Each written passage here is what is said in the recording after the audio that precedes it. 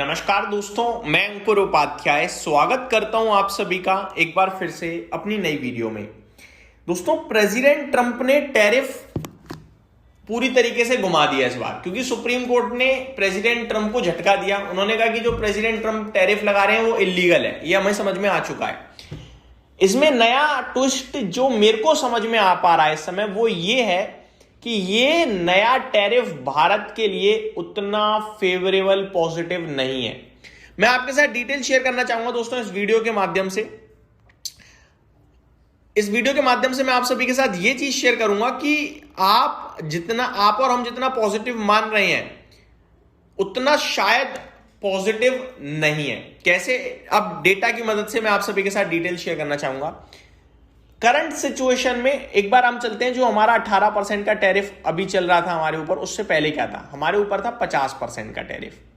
और हमें कहां पे दिक्कत थी? टेक्सटाइल इंडस्ट्रीज में सबसे ज्यादा, ऑटो कंपोनेंट्स में, श्रिम्प स्टॉक्स में, क्योंकि हमारा यूएस से व्यापार हो गया खत्म। 50% टैरिफ से व्यापार खत्म हो गया, क्योंकि बाकी कंट्रीज के ऊपर किसी पे 20%, किसी पे 25% टैरिफ, हमारे ऊपर 50%, हमारा प्रोडक्ट महंगा, तो हमें दिक्कत थी। फिर आती है ट्रेड डील। ट्रेड डील में हमारे ऊपर सीधे 18% का टैरिफ रह गया। ठीक है जी। अब जब हमारे ऊपर 18% रह गया, टेक्सटाइल रिलेटेड स्टॉक्स की बात करना चाहूंगा मैं।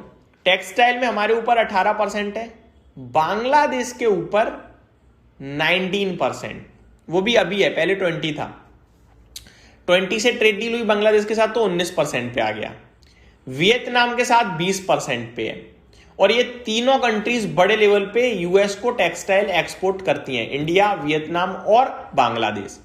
अब आप अंतर समझिए, हमारे ऊपर 18%, बांग्लादेश पे 19%, वियतनाम पे 20%।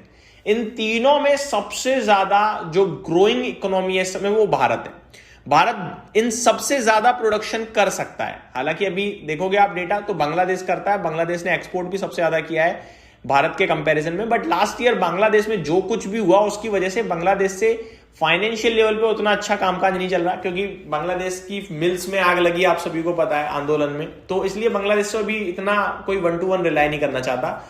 बांग्लादेश +1 देख रही थी दुनिया टेक्सटाइल के क्षेत्र में। तो भारत क्या करता? बड़े लेवल पे मैन्युफैक्चरिंग करता, थोड़ी कॉस्ट कटिंग होती, और हमारा टैरिफ बांग्लादेश के कंपैरिजन में थोड़ा कम था, तो फायदा उठा सकता था। ठीक है। अब क्या सिचुएशन बनी? वो टैरिफ हो गया इलीगल, हट गया। ठीक है।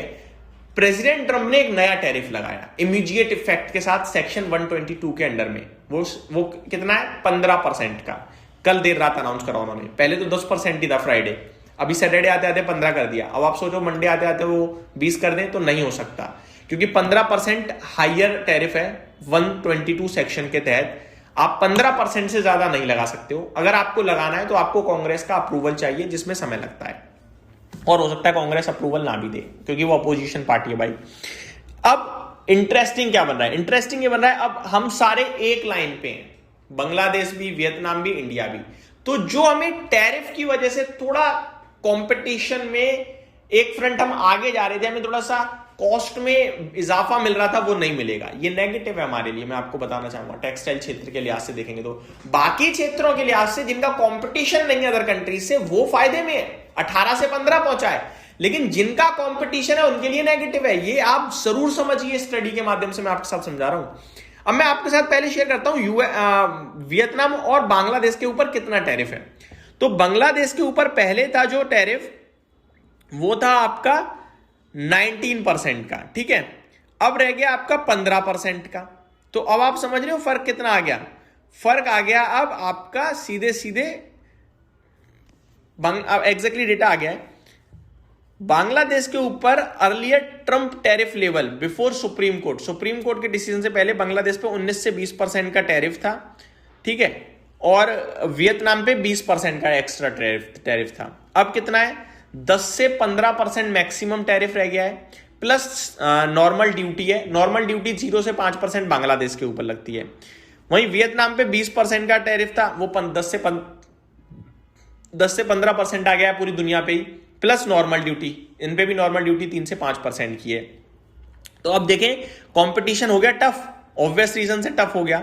अब समझने वाली बात यह है कि इंपैक्ट कितना आएगा। तो मैं आप सभी के साथ शेयर करता हूं, जो टेक्सटाइल इंडस्ट्री है वो बांग्लादेश की हमारे देश के मुकाबले डबल है।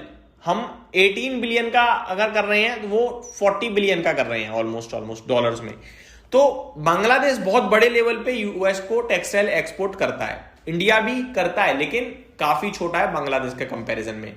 अब कंपटीशन टफ होगा, इसकी वजह से मुझे लगता है शायद हमारे देश की टेक्सटाइल कंपनियां पॉजिटिव ना रिएक्ट करके नेगेटिव रिएक्ट करते हैं, हो सकता है। बाकी कल मंडे है, बाजार खुलेगा, हम लोगों को पता चली जाएगा।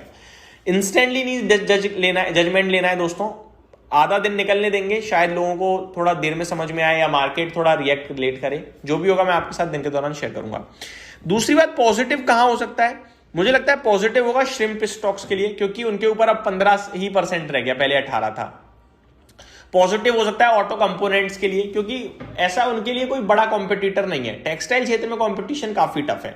तो ये मेरी तरफ से आपके लिए एक डिटेल डेटा था जो मैंने आपके साथ शायद इस समय कोई शेयर नहीं कर रहा होगा, जो डिस्कस किया, और आपको शायद समझ में आया होगा पूरी तरीके से। यही समाप्त करता हूं इस वीडियो को। Thank you so much for watching this video. Have a great day.